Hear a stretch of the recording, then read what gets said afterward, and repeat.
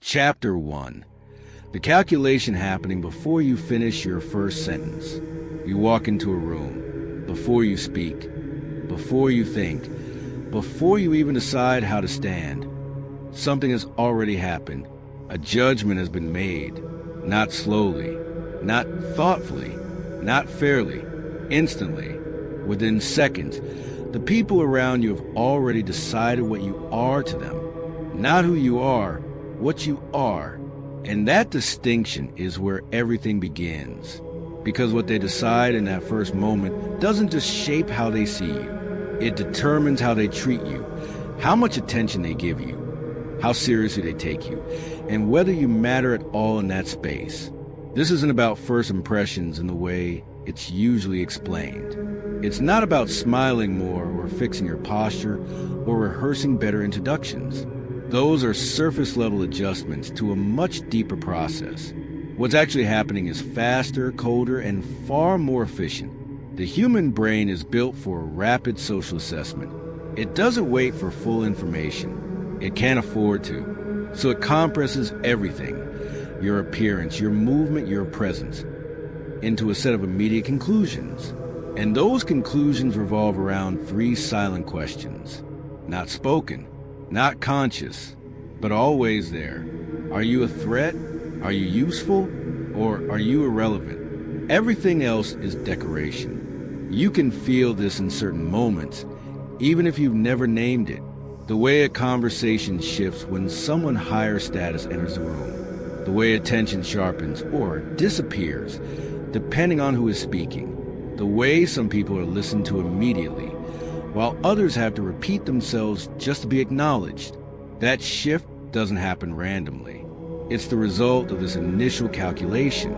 And the most important part, the part most people miss, is that this process is not logical.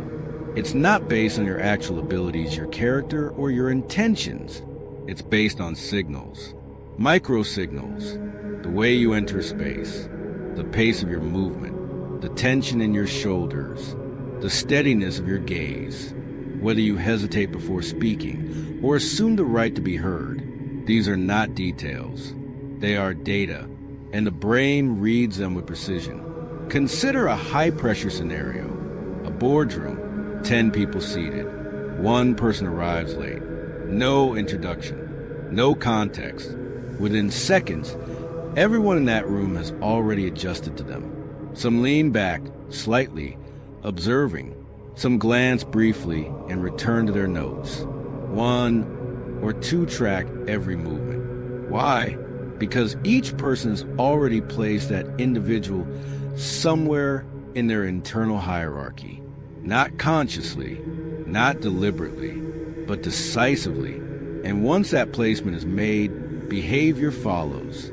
If you are perceived as a threat, not necessarily dangerous, but disruptive to someone's status, people become alert, more attentive, but also more guarded. They measure their words. They monitor your reactions. There's an undercurrent of tension, even if the surface remains polite. If you're perceived as useful, the energy shifts differently. There's engagement, interest, subtle investment. People lean in. They ask questions. They remember what you say, not out of generosity, but because value attracts attention. And if you are perceived as irrelevant, something quieter happens. Nothing. No resistance. No engagement. Just absence. You are acknowledged, but not registered. Present, but not included in the mental map of what matters. This is where most people spend most of their time, and they rarely realize it. Because irrelevance doesn't announce itself. It hides behind politeness. A nod, a smile, a brief response, but no real attention. And here's the part that changes how you move through every room from this point forward. This initial judgment happens before you have the chance to demonstrate anything real about yourself, before your intelligence is visible, before your competence is proven, before your personality has space to exist. You are being evaluated on incomplete data, and that incomplete data is enough. This is not a flaw in the system. It is a system. The brain is optimizing for speed, not accuracy. It prioritizes efficiency over fairness. It would rather make a fast, imperfect judgment than wait for a complete, accurate one. And once that judgment is made, it becomes self-reinforcing. People don't just see you, they interact with a version of you they've already decided on. If you're seen as high value, your words are given more weight, your mistakes are overlooked, your presence is interpreted generously. If you're seen as low value, the opposite happens. Your ideas are questioned. Your tone is misread. Even neutral behavior can be interpreted negatively. Same actions, different interpretations, because the lens was set in the first few seconds. You can test this. Recall a time when someone immediately respected you, before they had a reason to. Conversations flowed. You felt space to speak. There was a sense of ease. Now contrast that with a moment where you had to prove yourself repeatedly just to be taken seriously, where every word felt like it needed justification. The difference wasn't your ability. It was your initial categorization. And once you understand this, something becomes clear. Most social outcomes are not decided during interaction. They are decided before it. What follows is simply the confirmation of a decision that has already been made. Which means if you're trying to change how people perceive you only through what you say, you're already late. Because the real conversation, the one that determines everything, has already happened silently, before your first sentence. Chapter 2, the 3-second scan, threat, utility, irrelevance. Before you finish your first sentence, the room has already decided how to deal with you. Not who you are, how to deal with you. That distinction is precise, and it explains why some people are welcomed, some are watched, and others are quietly ignored. Because the human brain does not begin with curiosity. It begins with classification. The moment you enter someone's awareness, a rapid internal scan activates. No words, no conscious reasoning, just pattern recognition operating at speed. And within that narrow window, often no more than a few seconds, 3 judgments are formed, not layered, not sequential, simultaneous. Are you a threat? Are you useful? Or are you irrelevant? Everything that follows is shaped by which of these categories you fall into. Start with the first, threat. Most people misunderstand this entirely. They associate threat with aggression or physical danger. But in social environments, threat is more subtle and far more common. It is about status. You become a threat when your presence disrupts someone else's internal position, when you signal competence they cannot match, confidence they cannot access, or control they do not possess. You do not need to say anything for this to register. In many cases, silence amplifies it. A composed posture, unforced eye contact, measured movement. These are not neutral signals. They suggest certainty. And certainty in uncertain environments destabilizes others. So the nervous system reacts, not with conscious thought, but with adjustment. Some people will lean in, engage you early, attempt alignment, reduce uncertainty by bringing you closer. Others will create distance, become polite, but reserved, observing for weaknesses, waiting for data that lowers your position. And a smaller group will compete, subtly, often indirectly. Interruptions, dismissals disguised as humor, shifts in tone that test whether your confidence holds under pressure. None of this is random. It is management of perceived threat, and it happens before language enters the interaction. At the same time, a second evaluation is running, utility. This one is quieter, but just as decisive. The question is simple. What value do you represent in this context? Not in general, not in your full life, in this moment. Can you provide access to people, to information, to opportunity? Do you carry status that can be associated with? Do you offer emotional or intellectual stimulation? Are you someone who enhances the environment simply by being in it? The brain does not articulate these questions. It aggregates signals, clothing, but more importantly how it is worn, speech patterns, but more importantly timing and restraint, social proof, often inferred from how others react to you. From this, a value estimate is formed, and then it is compared against cost. How much effort will interaction require? Will this person demand attention, reassurance, explanation? Will they complicate the environment or streamline it?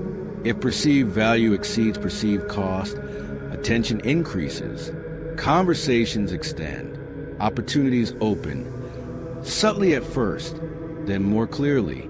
If cost outweighs value, something else happens. You are not rejected directly. That would carry social friction. Instead, you are managed. Responses shorten. Invitations become less frequent. Engagement becomes polite, but minimal. Over time, access closes not abruptly, but completely. And this process is rarely visible unless you know what to look for. Which brings us to the third category, irrelevance. This is a default outcome, when neither threat nor utility registers strongly, and it is the most misunderstood. Irrelevance does not feel like exclusion. It feels like neutrality. People are courteous. Interactions are smooth. Nothing appears wrong, but nothing progresses. You are not challenged, not engaged, not remembered with precision. You exist in the background of interaction, present, but not influential. In high-stakes environments, this is often more limiting than being seen as a threat, because a threat at least commands attention. Irrelevance receives none. And here is where the system becomes more precise. These three judgments are not fixed labels. They are dynamic positions. You can enter a room as irrelevant and become useful within minutes if new signals emerge. You can be seen as useful and shift into threat if your competence becomes uncomfortable for others. You can even move from threat to irrelevant if your presence stops registering as impactful. The brain is updating constantly. Every glance, every response time, every shift in tone, all of it feeds a model, but the initial classification carries disproportionate weight. It sets the baseline from which all updates are measured, which means early signals are not just important, they are defining. Consider a familiar scenario. Two individuals enter the same environment with equal capability. One is immediately engaged, questions directed toward them, space given for their thoughts, subtle deference in conversation flow. The other is acknowledged, but not invited in. They speak, but are not built upon. Their presence is accepted, but not integrated. Over time, the first individual appears more competent, more confident, more valuable. But the difference did not begin with ability. It began with categorization. And once that categorization took hold, behavior aligned to support it. This is a quiet architecture behind most social dynamics. Not fairness, not merit alone. Perception formed instantly, then reinforced systematically. And here's the part that requires precision in how you think about this. This process is not personal. It feels personal because it affects you directly, but it is not driven by intention or character judgment. It is driven by efficiency. The brain is minimizing uncertainty, allocating attention, and protecting internal status, all at once. It does not wait for full information because it cannot. So it decides early, and then it looks for evidence to confirm what it has already decided, which means most people are not reacting to you. They are reacting to their interpretation of you, formed in seconds and rarely questioned afterward. Understanding this does not change the system, but it changes how you see it. And once you see it clearly, you begin to recognize that every interaction has two layers. The visible exchange, words, tone, expression, and beneath it, the silent calculation, classification, adjustment, positioning. Most people operate only on the surface. They respond to what is said.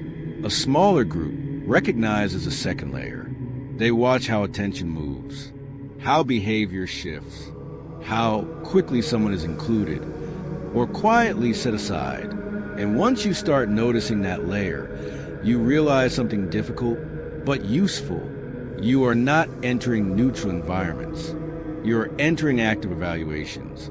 And in those first few seconds, before anything is explained, before anything is proven, a decision is made about where you belong within that space. Everything else follows from there. Chapter 3.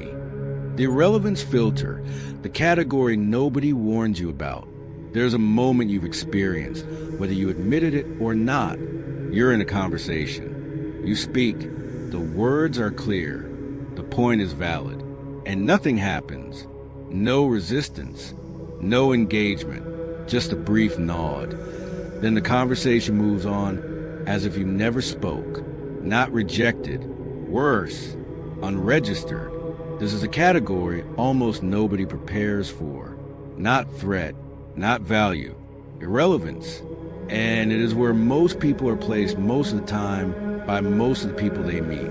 Not because they lack intelligence. Not because they have nothing to offer. But because they failed to trigger a response in the only window that mattered. The initial scan didn't flag them, so the system moved on. The irrelevance filter is not aggressive. It does not push you out. It does not challenge you. It simply does not include you. And that absence is what makes it so difficult to detect. Because socially, everything still looks intact. People are polite. They respond when spoken to. They maintain the surface structure of interaction. But underneath, no real processing is happening. You are not being evaluated further. You have already been categorized as not requiring attention. This is where the analogy becomes precise. In most interactions, people are not meeting you as a fully formed individual. They are interacting with a simplified model of you, constructed in seconds, then left mostly unchanged unless something forces an update. If you do not disrupt that model early, you remain in it. And the default model, in the absence of strong signals, is irrelevance. You can observe this in any environment where attention is limited and competition for it exists. A networking room, a meeting, even a casual social setting. Watch where attention flows. Not evenly. It concentrates. Certain individuals draw it without effort. Others receive it only when they demand it. And many exist around the edges, acknowledged but not engaged. The difference is not always what they say. It is how they were categorized before they said anything. The irrelevance filter is efficient. It protects cognitive energy. The brain cannot deeply process every person it encounters, so it selects. And selection requires elimination, not hostile elimination, just quiet exclusion from priority. This is why you can have entire conversations that feel empty. You speak, but nothing builds on your contribution. You listen, but no one checks if you're following. You leave, and your absence does not alter the dynamic. It is not personal. It is structural, and the structure is indifferent. There is a specific kind of frustration that comes from this state, not the sharp tension of conflict, not the clear signal of rejection, but something more subtle, a sense that you are present, but not impacting anything, that you are moving through interactions without leaving a mark. And over time, if unexamined, people adapt to this position. They speak less. They defer more. They begin to pre-edit their thoughts, assuming they will not be received with weight. And in doing so, they reinforce the very signal that placed them there, because the system is recursive. If you behave like someone whose input does not matter, the environment adjusts to confirm it, not out of malice, out of consistency. This is where most advice fails. It focuses on adding more confidence, more visibility, more expression, without addressing the underlying issue, which is not quantity, it is signal clarity. The irrelevance filter is not broken by volume. It is broken by distinction. Something in your presence has to interrupt the default categorization, not dramatically, not artificially, but clearly enough that the brain is forced to reassess. This can happen in small ways. A pause before speaking that is not hesitation, but control. A statement delivered without seeking approval. A question that reframes a conversation instead of following it. These are not techniques. They are signals. And signals are what the system reads. Consider a familiar pattern. Someone quiet enters a room. They do not speak immediately. They observe. When they finally contribute, it is concise, precise, and shifts the direction of the conversation. What happens next? Attention recalibrates. Not because they became louder, but because they became legible. The brain updates its model from irrelevant to something else. This is the threshold. Irrelevance is not a permanent identity. It is a default state that persists only until contradicted. But contradiction requires awareness. You cannot change a classification you do not recognize. Most people try to solve this by increasing effort, talking more, explaining more, trying to prove value through accumulation. But the system does not reward accumulation without recognition.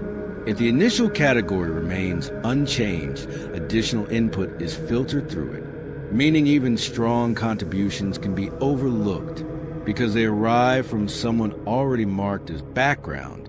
So the shift has to happen earlier, at the level of perception, before the conversation gains momentum, before roles stabilize. This is why certain individuals can enter a space and, within minutes, alter how they are treated without revealing anything substantial about themselves. They are not providing more information. They are providing different signals. Signals that resist easy categorization. Signals that require attention.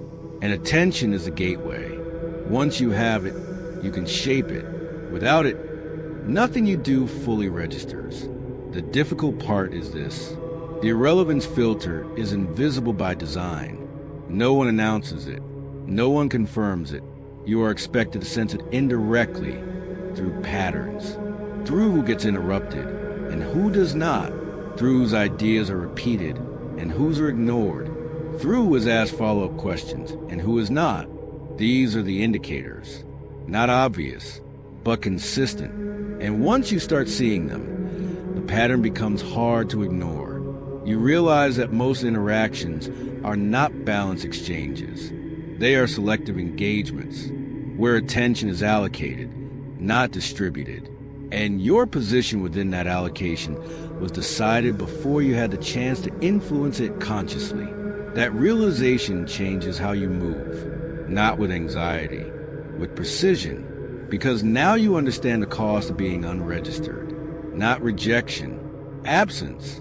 And absence, sustained over time, becomes invisibility, not because you are invisible, but because nothing you signal has required the system to see you differently. Chapter 4. The calculation is always updating. You're always being measured. You think the judgment already happened. You assume the decision was made in those first few seconds, and now you either live with it or try to overcome it. But that's not how this works. The initial scan is only the opening move. What follows is constant recalculation. Every interaction, every pause, every reaction you display is being recorded, integrated, and reinterpreted. Not consciously, not deliberately, but with a consistency that is difficult to escape once you see it clearly. You are not being judged once. You are being measured continuously. And the most unsettling part is not that this happens. It's how subtle the updates are. No one announces them. No one signals that your position has shifted. There is no moment where someone tells you, you've moved up, you've dropped down, you now matter more or less. Instead, the changes appear in small adjustments. The tone in someone's voice when they greet you. The speed of their response when you reach out. The difference between being invited early and being informed later. Nothing dramatic, but never random. Because behind every one of these micro shifts, the calculation has been updated. Consider a high-pressure moment, a meeting where something goes wrong. A plan fails. Attention turns to you, not formally but implicitly. You respond, not just with what you say, but how you hold yourself while saying it. Do you tighten, rush, explain excessively, or do you slow down, clarify, and speak with control? In that moment, something registers, not the content alone, the signal. And that signal carries more weight than the outcome itself, because it answers a deeper question. How do you behave when stability breaks? The system updates. If you contract, your perceived capacity narrows. If you expand, your perceived range increases. No announcement follows. But the next time a similar situation emerges, watch who is looked at. That is where the update reveals itself. This is how movement happens inside the hierarchy. Quietly, incrementally, often without your awareness, you can move from irrelevant to useful without a clear turning point, from useful to threatening without intending to, from respected to managed without understanding why. Because the shifts are not based on single events. They are based on patterns. Patterns of behavior under observation. And observation does not require direct interaction. People are watching you even when they are not engaging with you. They are noticing how others respond to you, how your name is mentioned in rooms you are not in, whether your presence creates ease or tension, clarity or confusion. All of this becomes data, and the system integrates it continuously. There's a specific moment where this becomes undeniable. You encounter someone who once dismissed you, minimal engagement, limited attention. Then, after a period of absence or change, you meet again, and something is different. They listen longer. They ask more. Their posture shifts slightly toward you. What changed? Not the environment, not the context. The model they hold of you. Somewhere, through direct or indirect signals, the calculation updated, and now their behavior aligns with that new position. This is why consistency matters more than intensity. One strong moment can create attention, but repeated signals create repositioning. The system is not impressed by isolated displays. It is recalibrated by patterns it can rely on. If you demonstrate clarity once, it is noted. If you demonstrate it consistently, it becomes expected. And expectation is what shifts how people approach you before you even act. But there's another layer, one that most people avoid confronting. You are running the same system. Right now, without effort, you can think of people in your life and place them into categories. Those you respect, those you overlook, those you engage only when necessary. You may not use a language of threat, utility, or irrelevance, but the structure is identical. You respond faster to some messages. You invest more energy in certain conversations. You anticipate value from specific individuals while minimizing effort with others. You have built models of them, and those models guide your behavior, not because you are calculating in a cold or strategic way, but because your brain is optimizing the same way theirs is. This is what makes the system difficult to reject. It is not imposed from the outside. It is shared, a continuous exchange of perception and response, where everyone is both evaluating and being evaluated at the same time. And once you see that clearly, something shifts in how you interpret your experiences. You stop asking why someone treated you a certain way in a single moment, and you start asking what pattern led to that treatment. Because behavior is rarely about the immediate interaction.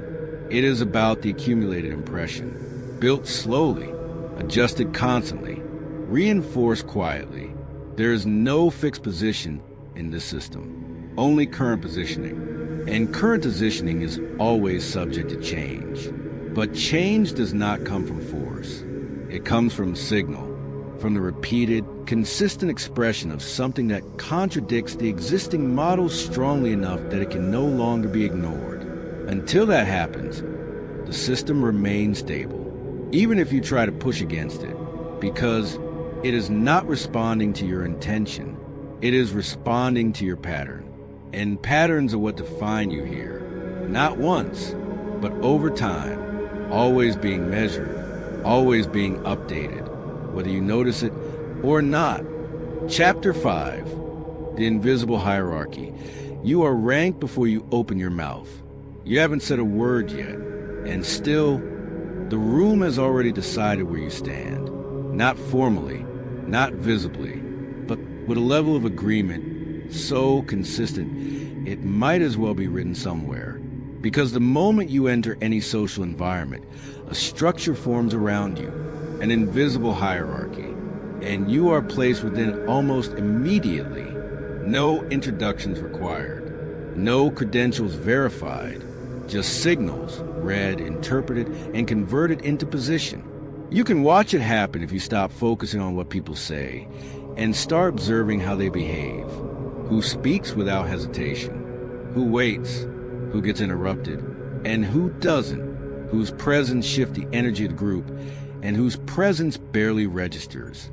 This is not random variation. It is hierarchy in motion, and it operates with precision most people never consciously notice, but constantly respond to. Within seconds, the group assigns relative weight to each person in the space, not permanent value, situational weight. Who carries influence here? Who is central? Who is peripheral? And once that distribution stabilizes, everything begins to align around it. Conversation flow, eye contact, turn-taking, even humor. A joke told by one person lands effortlessly. The same joke delivered by someone else falls flat, not because of timing, because of position. The hierarchy filters perception before content is even processed, which means by the time you begin speaking, you are not starting from zero. You are speaking from within a rank, and that rank shapes how your words are received before they are understood. This is why two people can say the same thing and produce entirely different outcomes. One is acknowledged immediately, expanded on, reinforced, remembered. The other is overlooked, spoken over, or worse, absorbed and repeated by someone higher in the structure. And when that happens, most people misread it. They think it's about communication skill, about clarity, about delivery. Sometimes it is, but more often, it's about where they were placed before they spoke. Because hierarchy precedes expression. It defines the conditions under which expression is evaluated. Now here's where it becomes more exact. Your position is not assigned based on what you claim. It is inferred from how you behave before you have anything to claim. The way you enter the space. Do you pause at the threshold, scanning, adjusting, waiting to be oriented? Or do you move with quiet certainty, as if the environment is already known to you? That difference is registered instantly, not consciously, but definitively, than your physical presence. Do you compress yourself, minimizing movement, reducing visibility, avoiding occupying space? Or do you hold your posture without tension, without apology? Again, not dramatic, but clear. And then something even more telling, your relationship with uncertainty. Silence appears in a conversation. A gap. What do? Do you rush to fill it, offering something, anything, just to eliminate the discomfort? Or do you allow it to exist, holding your position without urgency? Because silence in social environments is not empty. It is a test. And how you respond to it signals your internal hierarchy before the external one has fully formed. People who are comfortable with silence are read as stable. People who rush to escape it are read as seeking stability from the group. That distinction matters. It influences where you are placed. And then there's alignment. Watch how quickly someone adjusts their reactions to match a perceived higher status individual. Laughter that arrives a fraction too early. Agreement that comes without evaluation. Attention that becomes selective, directed upward rather than outward. These are not conscious strategies. They are automatic calibrations, and they are visible, which means they are also data. The system is constantly reading who defers, who challenges, who holds neutral ground, and from that, it constructs the hierarchy. Not once, continuously, but the initial structure, the one formed in those first moments, carries disproportionate influence.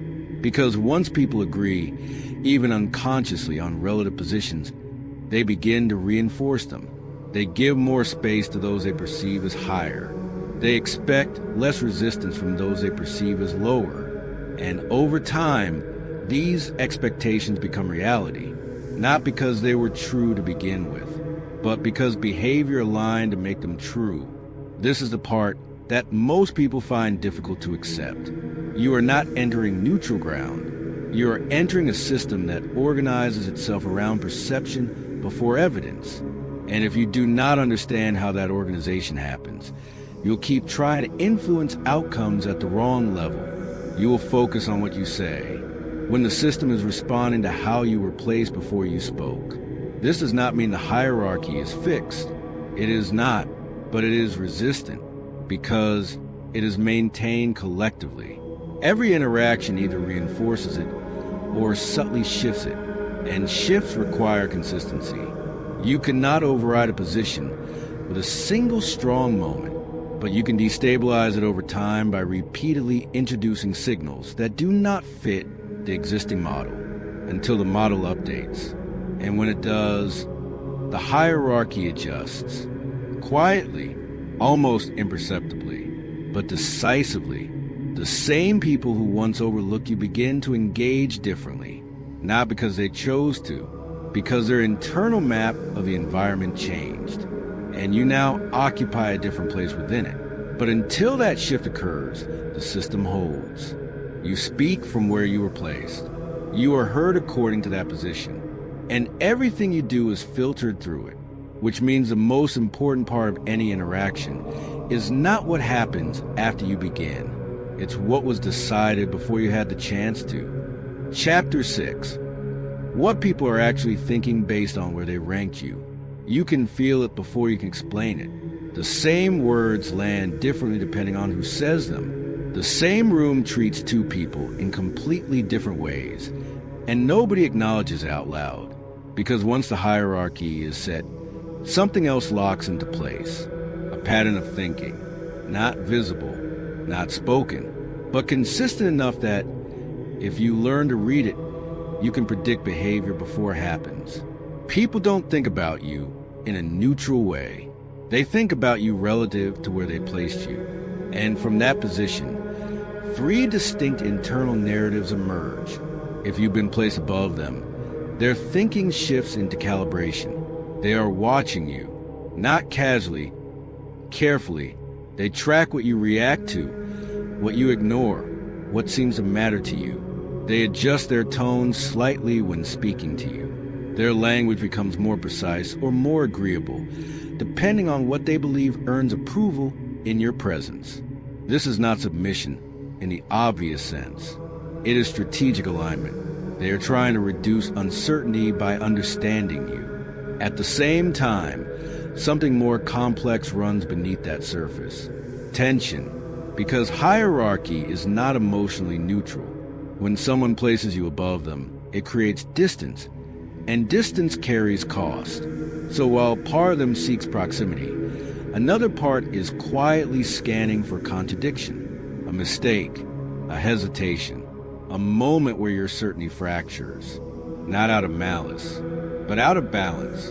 If they can find evidence that lowers your position, the system relaxes, the gap closes, the tension resolves.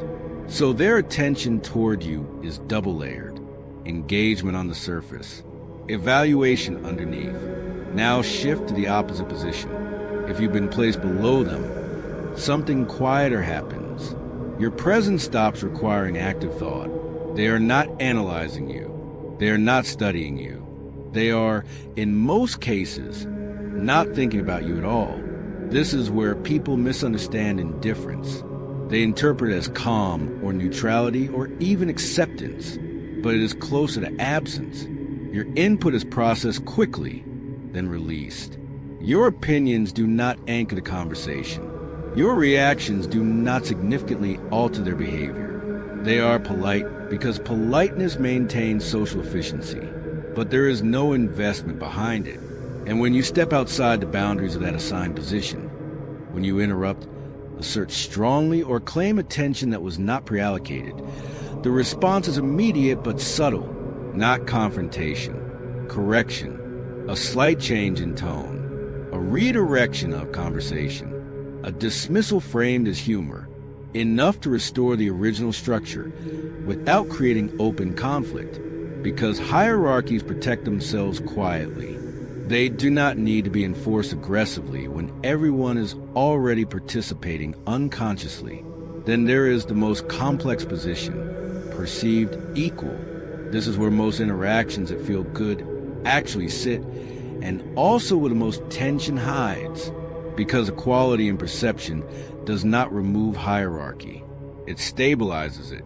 You are close enough in perceived value that neither of you can ignore the other. So attention increases. Engagement becomes real. There is genuine conversation, shared understanding, even mutual respect. But beneath that, something else is running. Comparison. Constant, low level, often invisible comparison. Who is leading the conversation? Whose ideas gain traction? Who is deferred to when decisions need to be made? And because the gap is small, every shift matters more. If you succeed, it is noticed immediately. If you fail, it is registered just as quickly, not always expressed, but stored. Because in this position, movement is possible in both directions. You can become someone they look up to, or someone they begin to overlook. And both outcomes are being quietly evaluated in real time. This is why interactions between perceived equals often feel charged, even when they're friendly. There is cooperation, but also tension, support, but also silent measurement. They want you to do well, but not so well that the balance breaks. They value the connection, but also monitor their position within it. This is not hypocrisy. It is structure, the system maintaining equilibrium. Now here is where this becomes practical. Once you understand that people are not reacting to you directly, but to your position relative to them, their behavior becomes predictable. Attention from above is selective, often testing. Attention from below is minimal, often passive. Attention from equals is engaged, but watchful, and none of it is random. It is aligned with the internal narrative they're running about you, a narrative built quickly, then reinforced over time. This is why two people can experience the same individual in completely different ways. To one, they are impressive. To another, they are irrelevant. To a third, they are competition. Same person, different ranking, different thinking, and different behavior as a result. The critical detail is this. People rarely update these narratives consciously. They adjust them through accumulation, small signals, repeated over time, which means if you do not understand the narrative someone is running about you, you will misinterpret their behavior. You will take distance as disinterest, when it is actually hierarchy. You will take politeness as respect, when it is actually dismissal. You will take engagement as connection, when it is partially evaluation. Clarity removes that confusion. It allows you to see behavior not as personal, but as positional. And once you see position, you begin to understand something most people miss entirely. You are not being responded to as a fixed identity. You are being processed as a moving variable inside a constantly adjusting system. And what people are actually thinking about you has very little to do with who you believe you are, and everything to do with where they decided you stand. Chapter 7. You cannot opt out of hierarchies. You can only choose whether to see them. You can ignore it. You can disagree with it. You can even reject it entirely. It will still be operating the moment you walk into a room. Because hierarchy is not a belief system. It is a pattern of human behavior. And patterns do not disappear because you refuse to name them. This is where most people make a quiet but costly mistake. They assume that by choosing fairness, by treating everyone equally, by focusing only on merit. They have stepped outside the system, but nothing about the system has changed, only their awareness of it. And that gap between what is happening and what is being seen is where misalignment begins. You enter a space assuming neutrality. Others enter already assessing position. You speak expecting to be evaluated on content. Others are filtering you through placement. You offer ideas believing they will stand on their own. Others weigh them based on who delivered them. So while you're operating on principle, they are operating on perception, and perception moves faster. This is not an argument against fairness. It is not a rejection of integrity. It is a recognition of sequence. Perception comes first. Evaluation comes after. And if you do not understand the first layer, the second will rarely work in your favor. There is a specific kind of frustration that emerges from this mismatch. You see people advance who are not more capable. You watch contributions go unnoticed while weaker ones gain traction. You find yourself repeating ideas that only land when someone else says them. And the instinct is to interpret this as injustice. Sometimes it is, but more often it is structure, a system responding to signals, not intentions. The individuals who move effectively within the system are not always the most skilled in the conventional sense. They are the ones who recognized early that something else was in play.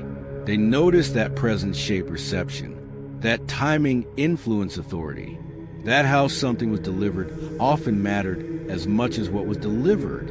And instead of resisting that reality, they studied it, not to manipulate, but to align. Because once you see the system clearly, your options change. You stop relying on being eventually recognized and start ensuring you are immediately legible. You stop assuming that consistency alone will elevate you and start understanding that consistency must be visible to matter. You stop confusing being correct with being effective and begin to integrate both. This is where people often hesitate, because seeing the system can feel like compromising something, like stepping into a game they did not choose to play. But the reality is simpler. You are already in it. The only variable is whether you are moving with awareness or without it. And awareness does not require you to abandon your values. It requires you to express them in a way the system can read. There is a difference. Treating people equally does not mean presenting yourself without distinction. Being principled does not mean being invisible. You can respect others without minimizing your own presence. You can operate with integrity while still understanding how perception shapes outcomes. In fact, without that understanding, your integrity often goes unnoticed, not because it lacks value, but because it lacks signal. And the system does not process what it cannot detect. This is why some of the most capable individuals remain on the margins of influence, not due to lack of substance, but due to lack of translation. They are operating at a level the environment never fully registers. So their impact stays contained, even when their potential is not. Meanwhile, others, sometimes less capable, but more legible, move through the same spaces with greater effect. Not because they are better, but because they are seen. This is a distinction. Visibility is not vanity. It is access. And access determines whether your ability ever enters the equation. Without it, merit has no entry point. Now, there is a common reaction at this stage, a quiet resistance.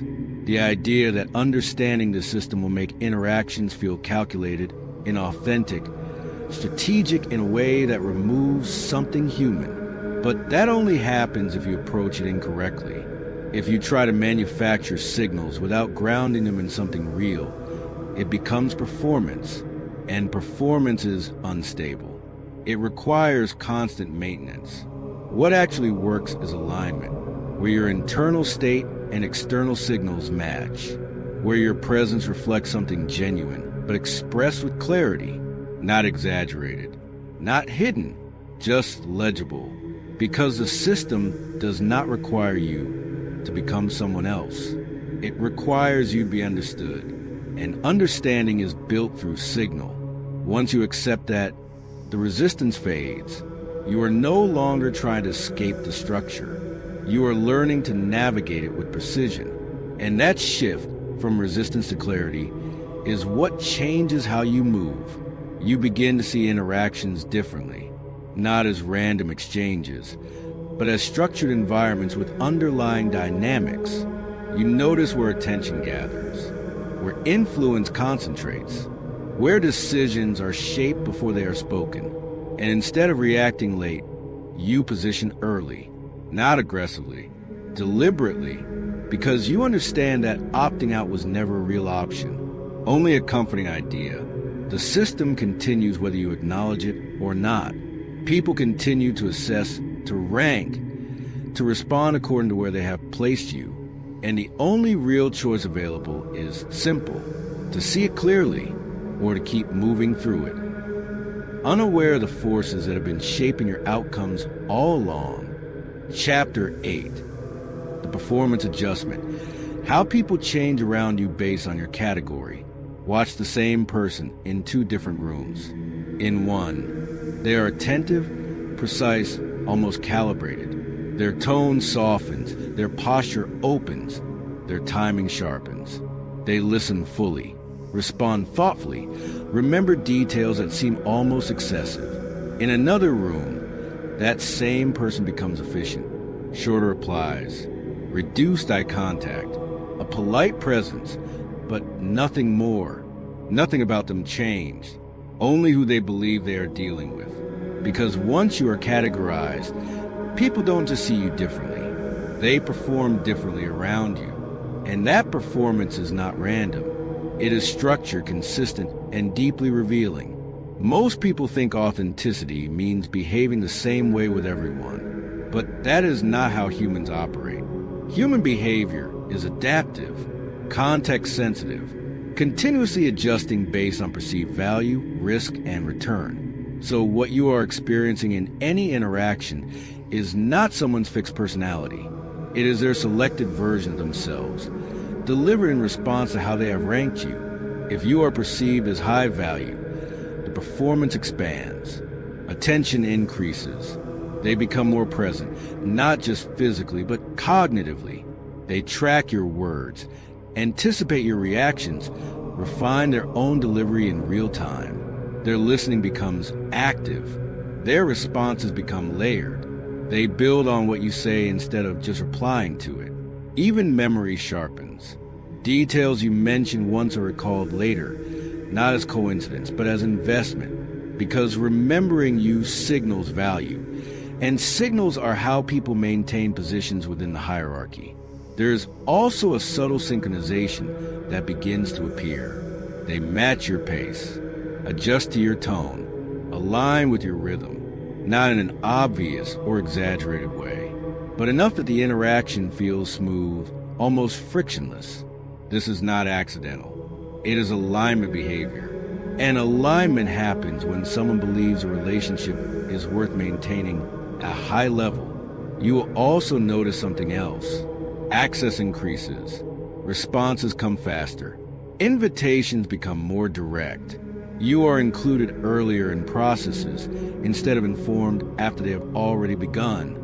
Not because rules changed, because your category did. Now shift to the opposite end. When you are perceived as low value, performance contracts. Not rudely, not aggressively, just efficiently. You still receive responses, but they are shorter, less considered, delivered without depth. Eye contact exists, but does not hold. Agreement appears, but carries no real engagement behind it. And memory fades. Things you share are not retained, not because they are unimportant in isolation, but because the system has already decided not to allocate storage to them. Time becomes limited.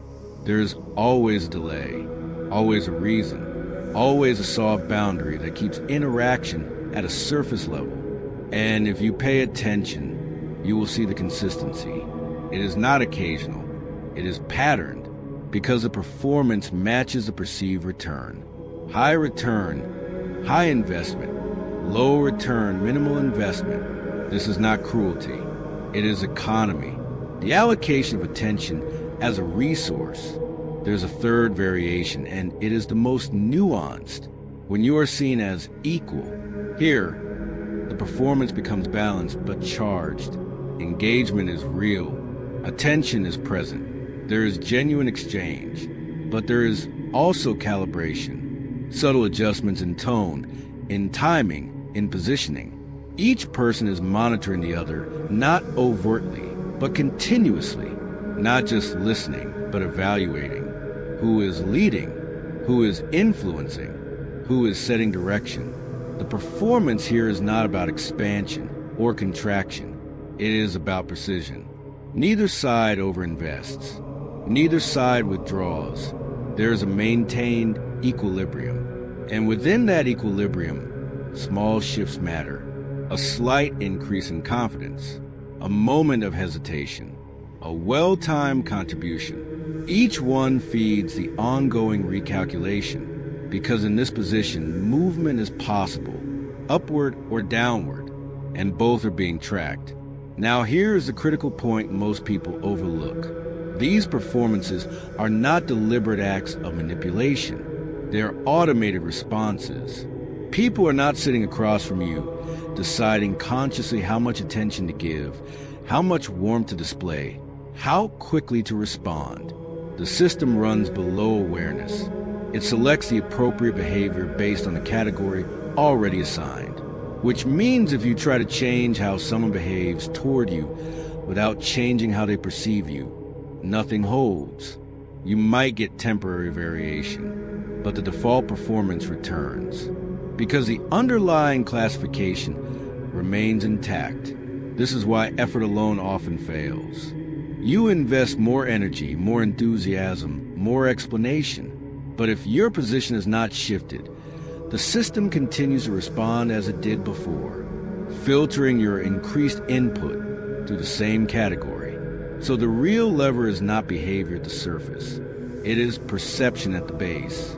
Once perception changes, performance follows automatically, without force, without negotiation, because the system recalibrates itself, and you will see it immediately in the tone, the timing, the attention, not dramatically, but unmistakably. This is where clarity replaces confusion. You stop asking why someone suddenly became more engaged, more responsive, more invested. You recognize that nothing sudden happened. The calculation updated, and the performance adjusted to match it. The same is true in reverse. When engagement fades, when attention drops, when interactions become thinner, you are not witnessing randomness. You are seeing a shift in position reflected through behavior. And once you understand that, interactions stop feeling unpredictable. They become readable. You begin to notice patterns that were always there. How quickly someone mirrors you, how long they stay present, how much detail they retain. These are not personality traits. They are indicators, signals of how you have been categorized, and how much of themselves they are willing to invest in your direction. Because in every interaction, something quiet but precise is happening. Not just who you are, but how much of you is worth responding to. And people answer that question not with words, but with the version of themselves they choose to bring into the moment. Chapter 9, the 4 categories: resource, threat, liability, irrelevant. Before a word is exchanged, a decision is made. It happens fast enough to feel invisible, but precise enough to shape everything that follows. You walk into a room, or your face appears on screen. In a matter of seconds, the people around you run a quiet classification. Not who you are in full, just what you are to them. Because the human mind does not process people in depth at first contact. It processes them in function, in potential impact, in terms of gain, risk, cost. And almost every judgment collapses into 4 categories. Not formally, not consciously, but consistently. The first category is threat. This is where tension hides behind politeness. You are not rejected here. You are not dismissed. In many cases, you are treated well, sometimes exceptionally well, but the energy is different. There is an alertness beneath the interaction, a subtle tightening, a level of attention that is not entirely comfortable, because something about you disrupts their internal balance. It might be competence that exceeds theirs in a domain they value, a level of confidence they cannot easily mirror, a calmness under pressure that exposes their own volatility, even social ease in environments where they feel uncertain. You are not doing anything to them, but your presence is doing something inside them. So they adapt, they smile, they engage, they include you in conversation, but they also monitor. They track your reactions. They watch for inconsistencies. They look for moments where the image you present and the reality beneath it do not fully align, not out of malice, out of self-protection, because if they can find your weakness, they can reduce the gap between you and them. They can bring the internal discomfort back to equilibrium, and they don't need to act on it immediately. Just knowing it exists is enough. The second category is resource. Here, the attention you receive feels warm, even rewarding. People lean in. They listen. They respond quickly. They remember what you say. There is engagement. There is consistency. There is what looks like genuine interest. And often, parts of it are genuine. But the structure underneath is conditional, because in this category, you are valuable for something specific.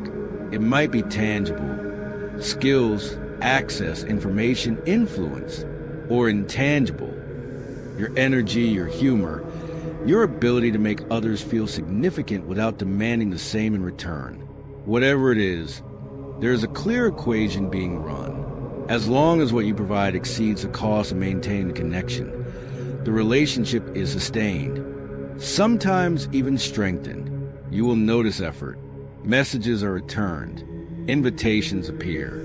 Your presence is requested. But observe carefully when the variable changes, when you are no longer providing at the same level, when access becomes limited, when your attention is no longer as freely available. The shift is rarely abrupt. It is gradual, polite, deniable. Response is slow. Engagement thins. The reasons become practical, reasonable, unchallengeable. Nothing explicit ends. It simply dissolves. And if you are not watching closely, it feels like confusion. But the structure remains consistent. The value changed, so the behavior adjusted. The third category is liability. This is the quiet distance that often goes unacknowledged. You are not disliked. You are not attacked. But you are not chosen. Something about you signals cost. Not necessarily something objective. Sometimes it is association. How being seen with you might affect their standing. Sometimes it is emotional, an energy that feels heavy, unpredictable, or demanding in a way they do not want to engage with. Sometimes it is perception alone. But once placed here, the pattern is stable. Interactions remain surface level. Courtesy is maintained. There is no overt rejection, but there is also no investment. No one reaches for you when it matters. No one brings you into opportunities that carry weight. No one defends you when your absence makes it easy to overlook you, because involvement feels like a risk, and the system is designed to minimize risk. You can be present in the room and still be excluded from what is actually happening inside it. And the final category is irrelevance. This is not hostility. It is absence. You are not processed deeply enough to trigger reaction. Your presence does not register as impactful, positively or negatively. Conversations continue around you without adjustment. Eye contact passes over you without anchoring. Your input, if offered, lands lightly and disappears quickly. There is no resistance here, but there is also no traction. And this category is more common than most people are willing to admit. Because in environments where attention is limited and stimuli are constant, most individuals do not receive detailed evaluation. They are filtered out early. not because they lack value in any absolute sense, but because nothing about the initial signal demanded further processing. Now here's the part that matters. These categories are not fixed identities. They are initial placements, but they are powerful because first placement shapes subsequent interpretation. Once someone has placed you in one of these categories, new information is filtered through that frame. If you are seen as a threat, your confidence reinforces it. If you are seen as a resource, your generosity confirms it. If you are seen as a liability, your attempts to engage can be interpreted as further cost. If you are seen as irrelevant, your contributions struggle to gain weight. So movement between categories does not happen through volume. It happens through disruption, a clear, undeniable signal that contradicts the existing classification, not repeated effort within the same pattern, but a shift that forces recalculation. This is why some people seem to change how they are treated almost instantly in new contexts. They are not changing who they are at a fundamental level. They are altering the signal that triggers the initial category. And once the category shifts, everything downstream reorganizes. Attention changes, behavior changes, access changes, not gradually, but structurally, because the system is not responding to your intentions. It is responding to its interpretation of your impact. And that interpretation begins before you ever speak, reducing complexity into something simple enough to act on and powerful enough to define how the room moves around you. Chapter 10. The performance is invisible by design, and you cannot always tell which one you are getting. There is a moment most people miss, not because it is subtle, but because it is designed to be untraceable. You are in a conversation. It feels smooth. The timing works. The other person is engaged, responsive, aligned. You leave thinking that was real, and maybe it was, or maybe it was an execution. This is the part that shifts everything once you see it clearly. You cannot reliably distinguish between genuine engagement and well-calibrated social performance. Not in real time, not with certainty. Because the people who are most effective in social environments are not the ones who avoid performance. They are the ones who make performance indistinguishable from authenticity. They remove friction. They remove visible calculation. They deliver responses that feel natural, unforced, almost inevitable. And because of that, your system relaxes. You trust what you are experiencing.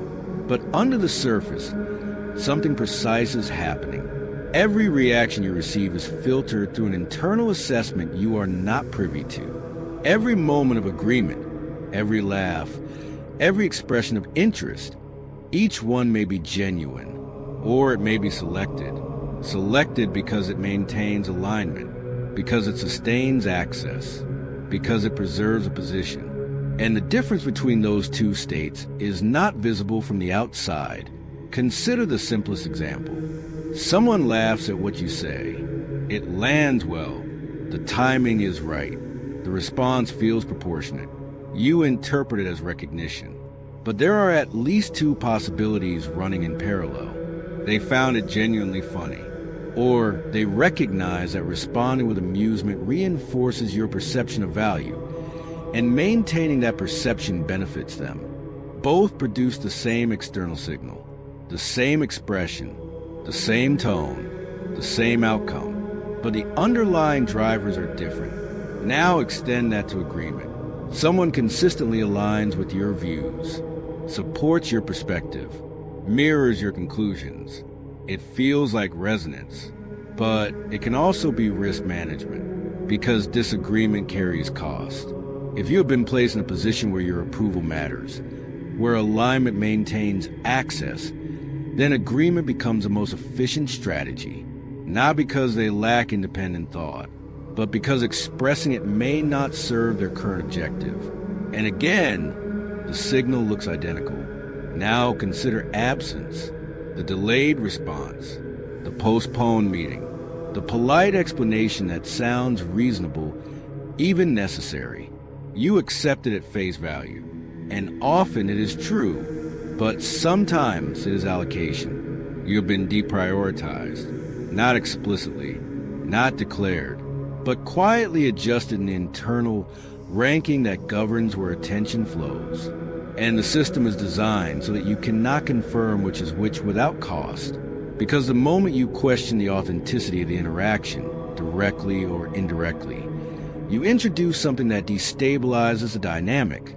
You reveal uncertainty, and uncertainty in social environments is read as lower positioning. So even if your question is valid, even if your doubt is accurate, the act of seeking clarity alters how you are perceived going forward, which means the answer you receive is now contaminated, not necessarily false, but no longer diagnostic of what existed before the question was asked. This is what makes the system self-sealing. You cannot verify it cleanly from within, and that is not a flaw. It is a feature, because social environments depend on a shared assumption that what is being expressed is, at least broadly, real. If every interaction carried visible calculation, if every agreement came with an explanation, every laugh with a disclaimer, every gesture with a stated intention, the entire structure would collapse under its own transparency. So the calculation remains hidden, not to deceive in a malicious sense, but to preserve function, to allow coordination without constant negotiation, to allow interaction without continuous exposure of motive. And the people who navigate this most effectively understand something that is rarely said out loud. They do not rely on what is said. They track what is consistent. They observe patterns across time, not signals in isolation, because a single interaction can be performed perfectly, but patterns are harder to sustain without alignment. If someone is consistently present when it matters, consistently attentive when stakes are high, consistently aligned when there is no immediate benefit, then the probability of genuine engagement increases, not to certainty, but to reliability. On the other hand, if the signals fluctuate based on context, strong engagement in one setting, minimal in another, fast responses when visible, delayed when private, then you are not dealing with a stable baseline. You are seeing adaptation. And adaptation tells you that performance is being selected based on environment, not necessarily who you are, but how you are being used within that moment. This is where most people make an error. They try to decode every signal. They analyze tone, timing, phrasing, searching for the definitive answer to a question that does not have one. Is this real or is this performed? But that question, while intuitive, is strategically weak because it focuses on intent you cannot access. A more precise question is different. What pattern of behavior does this interaction belong to? Because patterns can be observed, they can be measured, they can be responded to without requiring certainty about internal motive. And this shift from interpreting isolated moments to reading consistent behavior removes the need to guess. You stop chasing authenticity as a feeling. You start evaluating reliability as a structure. And with that, something stabilizes. You no longer need to know exactly what someone is thinking in each moment. You need to know how they show up across moments. Because in the end, the performance is not the problem. It is part of the system. The real question is whether the version of the performance you are receiving is consistent enough to build anything on, or variable enough that it only exists for as long as it serves a purpose you were never meant to see. Chapter 11. The only data that actually matters, behavior over time. If you had to remove all guesswork from human interaction, strip away tone, charisma, charm, and every persuasive surface, what would remain? Not words, not impressions, only patterns.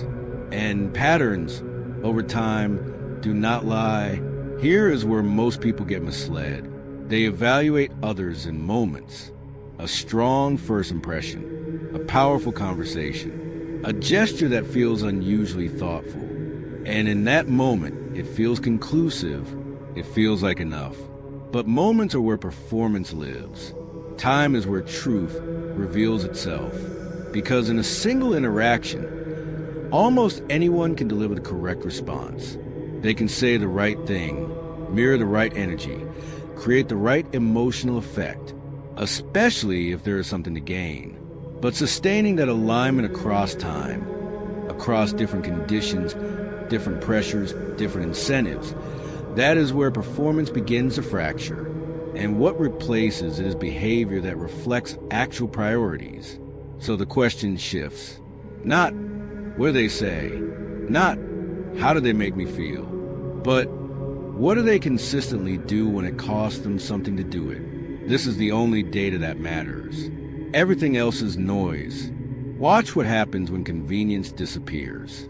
When showing up requires effort. When responding requires attention they could allocate elsewhere. When supporting you offers no visible return. Do they still move toward you? Or do they become distant? Quietly, reasonably, without confrontation? Because distance, in most cases, is not accidental. It is chosen, and it reveals more than any explanation ever will. Now take it further. Observe behavior when there is no audience. When there is no social reward attached to being seen as loyal, supportive, aligned. Do they act in your favor when no one is watching?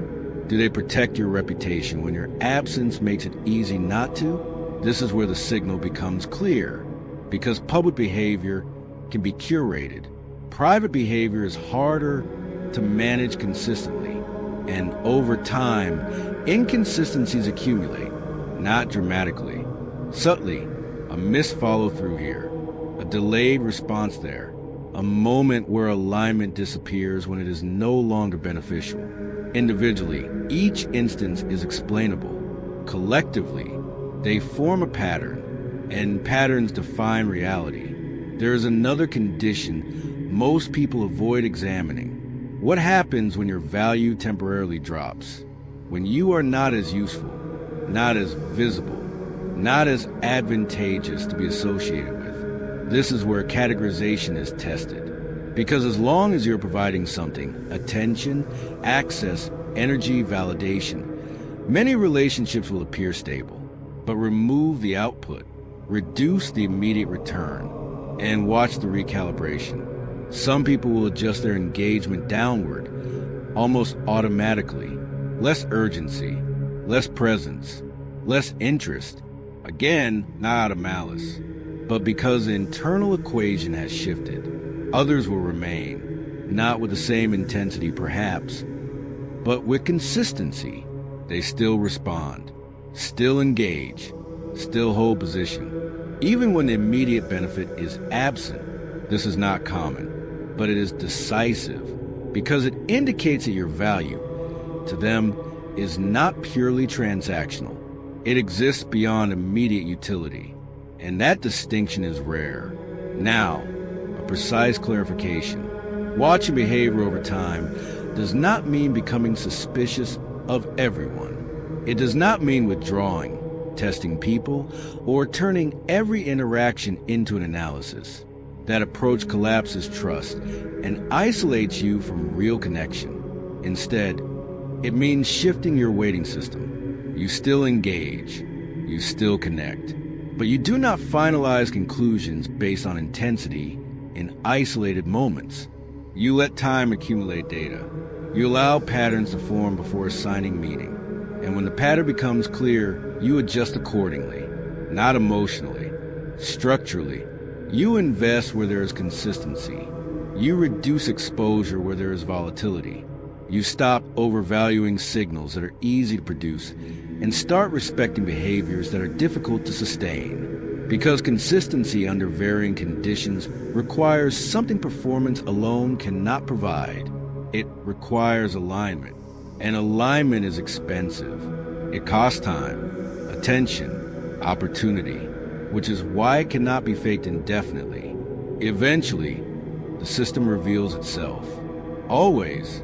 Now consider the inverse, your own behavior, because this framework does not only apply outward, it applies inward.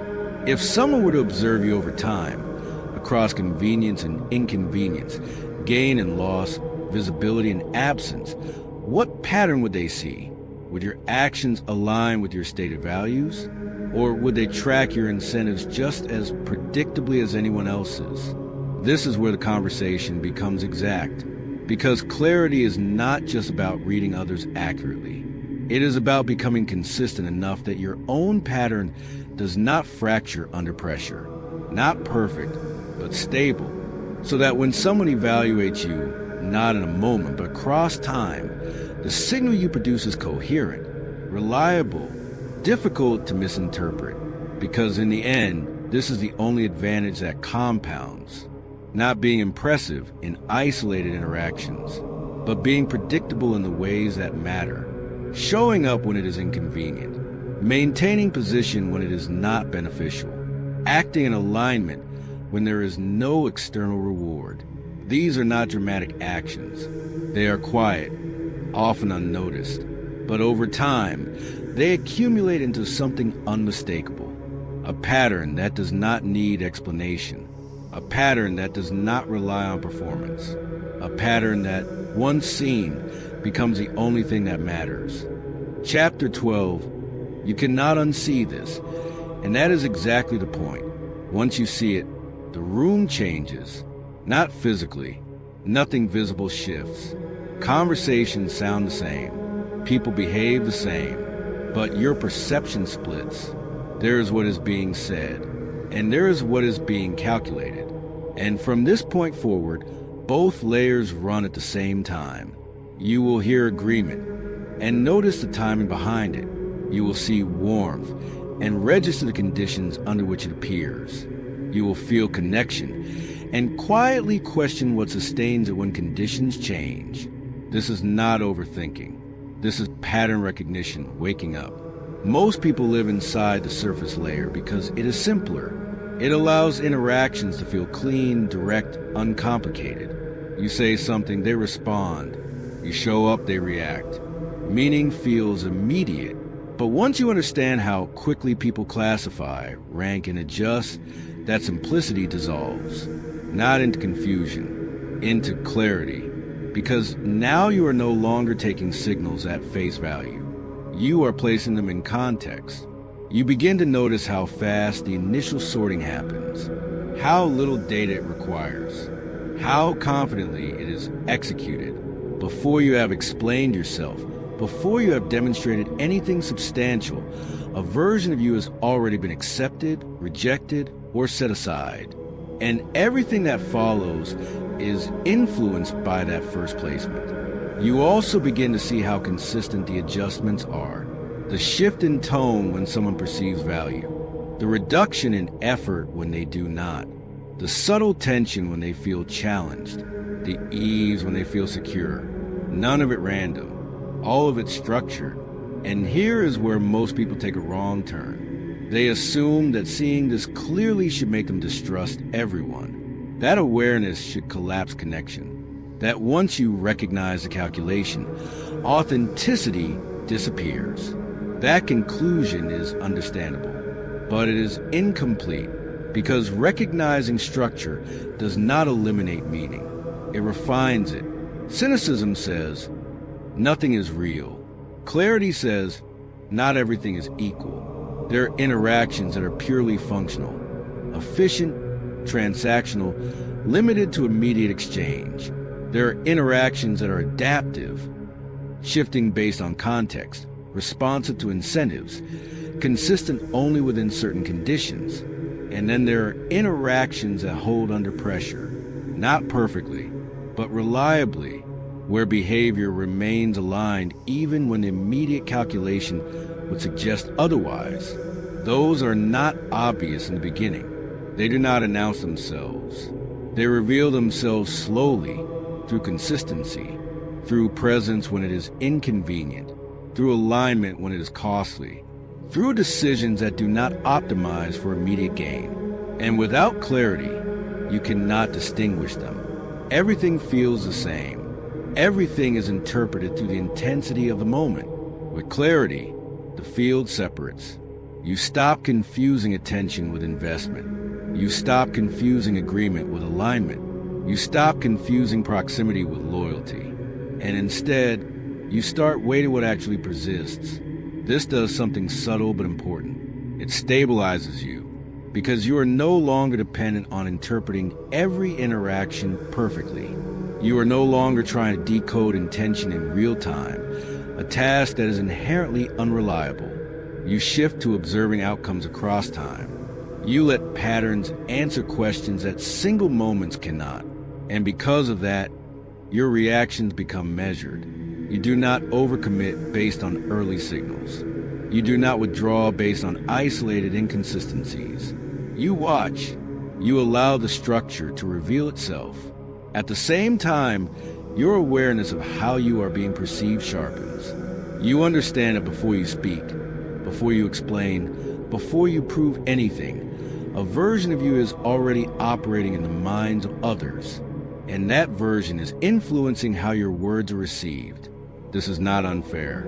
It is simply how perception works. The sequence is fixed. Perception first, evidence second. So you become more precise in how you enter spaces.